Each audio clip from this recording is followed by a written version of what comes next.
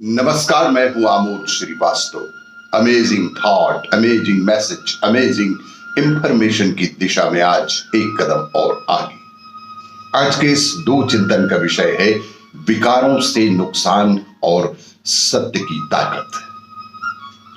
आपको ये मेरा वीडियो अच्छा लगे तो लाइक करें, शेयर करें और लाल बटन दबाकर सब्सक्राइब अवश्य करें। साथ ही बेल आइकन दबाना बिल्कुल ना भूलें। आज के इस प्रथम चिंतन का विषय विकारों के साथ ईश्वर की प्राप्ति दुर्लभ है। एक व्यक्ति पर ईश्वर का साक्षात्कार करने की धुन ही सवार हो गई। वह व्यक्ति एक साधु के पास गया और उसने अपनी इच्छा बताई। तब साधु ने कहा, वो सामने जो पहाड़ दिखाई दे रहा है, हम उसकी चोटी पर चलेंगे और वहां मैं तुम्हारी यह इच्छा भी पूरी कर दूंगा। साधु ने कहा, चलो जरा इस गठरी को सिर पर रख लो। उस आदमी ने गठरी सिर पर रख ली। दोनों चलने लगे। पहाड़ की चढ़ाई चढ़ते चढ़ते आदमी थक सा गया। उसने साधु से कहा कि स्वामी जी, अब और मुझसे चला नहीं जाता। स्वामी जी ने कहा, गठरी में 5 पत्थर हैं, एक को निकाल कर फेंक दो। उस आदमी ने उस गठरी में से एक बड़ा सा पत्थर निकाल कर फेंक दिया और फिर चलने लगा। कुछ दूरी चलने पर फिर थकान होने लगी। उसने साधु को अपनी परेशानी पुनः बताई। साधु ने कहा कि एक पत्थर और फेंक दो। इस तरह साधु ने तीसरा पत्थर भी फेंकवा दिया, फिर चौथा और 5वां। अब खाली कपड़े को कंधे पर डालकर वह आदमी पर्वत की चोटी पर पहुंच गया।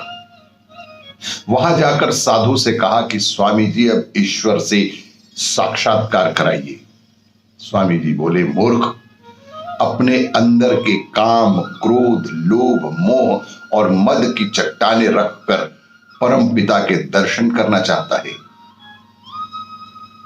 कि जब तक तेरे भीतर ये काम, क्रोध, लोभ, मोह और मद जैसी चट्टाने रहेंगी, तुझे कभी भी ईश्वर से साक्षात्कार नहीं हो सकता।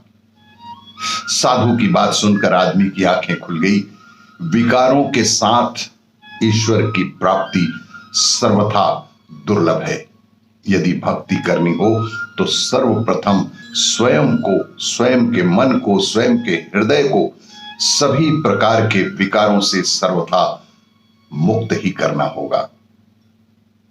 आज के इस दूसरे चिंतन का विषय सत्य की ताकत।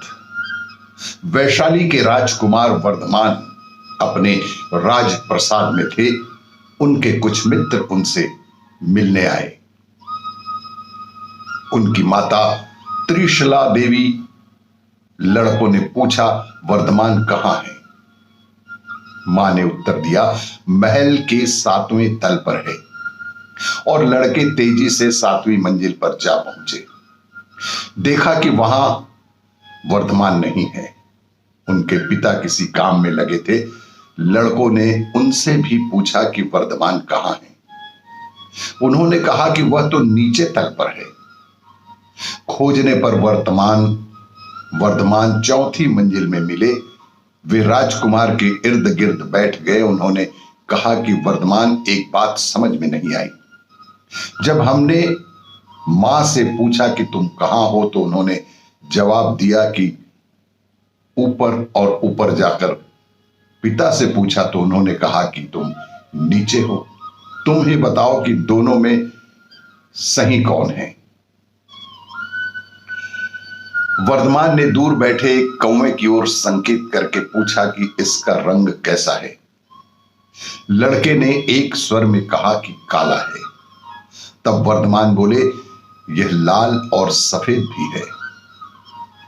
वर्धमान ने कहा कि तुम ठीक बोल रहे हो कि यह काला है, लेकिन इसका रक्त लाल है, इसलिए यह लाल है। और चूंकि इसकी हड्डियां सफेद हैं, इसलिए यह सफेद भी है। शरीर से काला होने के कारण यह काला है। उन्होंने कहा कि मां भवन के तल में बैठी थी, इसलिए पूछने पर उन्होंने बताया कि मैं ऊपर बैठा हूं। पिता ऊपर बैठे थे, उन्होंने कह दिया कि मैं नीचे बैठा हूं। हर वस्तु के कई पहलू होते हैं। सत्य को पाने के लिए सभी पहलुओं को देखना चाहिए। यही वर्धमान आगे चलकर तीर्थंकर महावीर बने। इसीलिए हमें जीवन में किसी भी तरह के सत्य को पाने के लिए उसके सभी पहलुओं की जानकारी होना बेहद आवश्यक है। आपको ये मेरा वीडियो अच्छा लगे तो लाइक करें, शेयर करें और सब्सक्राइब अवश्य करें। धन्यवाद।